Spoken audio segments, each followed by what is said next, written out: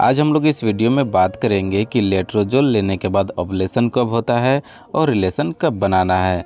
हम कैसे पता करें कि लेट्रोजोल लेने के बाद मेरा ओवुलेशन कब हो रहा है, तो इसी टॉपिक के बारे में हम लोग डिटेल्स में डिस्कस करने वाले हैं। इसलिए वीडियो को आप लोग पूरा देखें और अगर आप लोग मेरे वीडियो पर पहली बार आए हैं तो चैनल को ज़रूर सब्सक्राइब करें। तो चलिए बात करते हैं कि लेट्रोजोल टैबलेट को डॉक्टर महिला को कब देते हैं। तो फ्रेंड्स, लेट्रोजोल टैबलेट को डॉक्टर जल्दी कंसीव कराने के लिए महिला को देते हैं, यानी जिनका कंसीव नहीं हो पा रहा है कई कोशिशों के बाद भी उसको दिया जाता है। इसको महिला के पीरियड्स के सेकेंड डे, थर्ड डे या फिर फोर्थ डे से दिया जाता है। ये आपके डॉक्टर डिसाइड करते हैं कि कब से देना है और कितनी मात्रा में देना है। जैसे डॉक्टर ने महिला को बोला है कि आपको लेट्रोजोल टैबलेट पीरियड के थर्ड डे से स्टार्ट करना है और जैसे ही आपका लेट्रोजोल ख़त्म हो जाता है, यानी 7वें दिन में ख़त्म हो रहा है, तो आपको 8वें दिन से अपने हस्बैंड या फिर अपने साथी के कांटेक्ट में आना है। और आपको इसी बीच में ओवुलेशन का पता करने के लिए कि मेरा ओवुलेशन हो रहा है या फिर नहीं, आप किसी मेडिकल शॉप से ओवुलेशन किट खरीद सकते हैं। ये किट एकदम प्रेगनेंसी किट जैसा ही होता है। अगर 2 लाइन आए तो पॉजिटिव और 1 लाइन आए तो नेगेटिव, यानी ओवुलेशन किट में अगर 2 लाइन आता है तो ओवुलेशन पॉजिटिव है और अगर 1 लाइन आता है तो इसका मतलब है कि आपका ओवुलेशन अभी नहीं हुआ है। अगर 2 लाइन आ जाता है तो उस बीच में आपको अपने हस्बैंड के साथ कांटेक्ट में रहना है। और अगर आप किसी कारणवश ओवुलेशन किट नहीं खरीद पाते हैं तो आपको 8वें दिन से कांटेक्ट में रहना है हस्बैंड के साथ।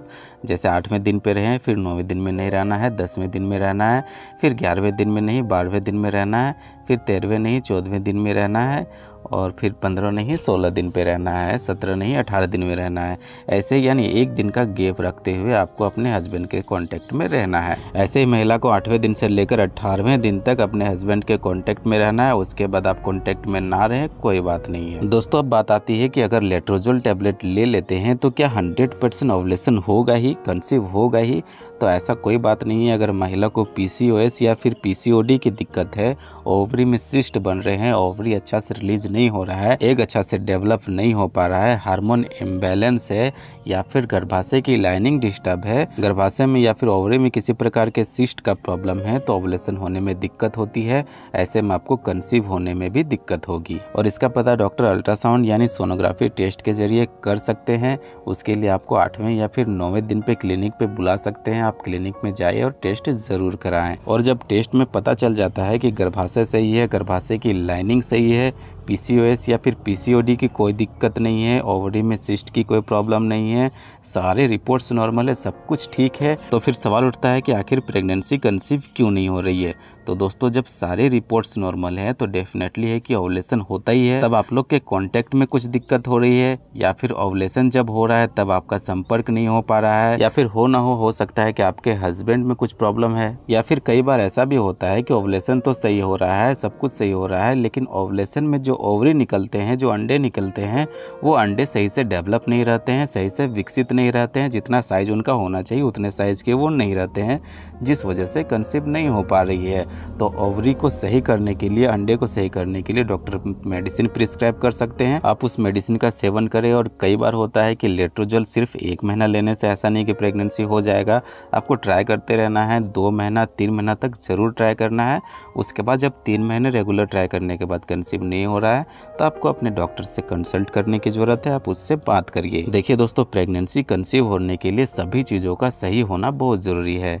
जैसे ओवुलेशन सही से हो रहा है, अंडे सही से बनने चाहिए, गर्भाशय की लाइनिंग ठीक रहनी चाहिए, गर्भाशय की लाइनिंग की थिकनेस ठीक रहनी चाहिए, गर्भाशय सही रहना चाहिए, किसी भी प्रकार का सिस्ट नहीं बनना चाहिए और कई प्रकार के प्रॉब्लम होते हैं जो सब कुछ ठीक रहना चाहिए। यहाँ तक कि हो सकता है कि आपके हस्बैंड के रिपोर्ट्स में कुछ प्रॉब्लम है तो उनका रिपोर्ट्स भी ठीक होना चाहिए, अच्छा होना चाहिए, तभी जाके प्रेगनेंसी कंसीव होता है। जब सब कुछ नॉर्मल है तो भगवान करे कंसीव हो जाता है, सब कुछ सही होता है। दोस्तों, महिलाओं को बस लेट्रोजोल लेने के बाद ध्यान रखना है कि अगर लेट्रोजोल तीसरे दिन से चालू हो रहा है तो 7वें दिन में ख़त्म हो जा रहा है और 8वें दिन से उसको अल्टरनेट रिलेशन में रहना है।